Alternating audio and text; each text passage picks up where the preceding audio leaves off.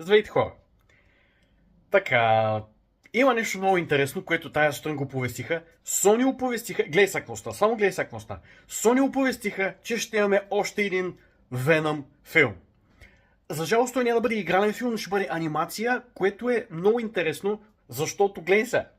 Sony казаха, че той ще бъде правен от директорите на Final Destination Bloodlines. Което е много интересно, защото всички помним как беше Final Destination Bloodlines. Забранен за под 18. Така. Sony казаха, че филма ще бъде правен от тия двамата директори и филма ще бъде забранен за под 18. Нищо, че ще е анимация, няма проблем. Всички сме гледали анимации за забранен за под 18. Така, дето се късат глави, кръв фърчит, всичко насякъде, така.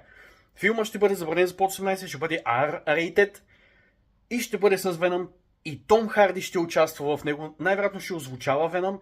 Не е ясно дали ще озвучава Еди Брок, дали ще озвучава и двамата, дали ще озвучава само Venom, но Том Харди ще участва в този проект. Така, не казах още кога филма ще излезе, но това е супер яка новина. Значи ще имаме още един Venom филм. Казаха също така, че филма ще се развива, действията във филма ще се развиват след трилогията на трите филма за Venom. Всички сме ги гледали, всички знаем, че първият е най-хубав, втория филм с Carnage беше окей. А третия филм The Last Dance беше not really great.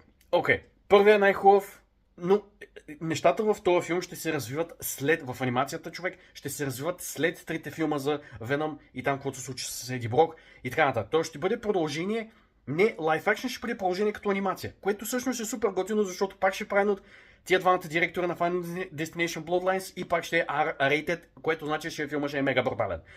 Така, това ще е много интересно. Не казаха кога ще излезе този филм, кога се очаква да излезе, но е in development. Тоест това означава, че те вече работят по него, най-вероятно работят по какво ще се случи в самия филм. Тези двамата директори вече е казано, че те ще го правят. Така че това е супер яка новина. Ще имаме още един Venom филм, гайс. Нямам търпение, аз съм гигантски фен на Venom. Не знам дали ще имаме някакви референси към Spider-Man, дали Spider-Man може да го загатнат във филма, или ще се появи по някакъв начин, или Питър Паркър ще се появи, или ще бъде говорено за него.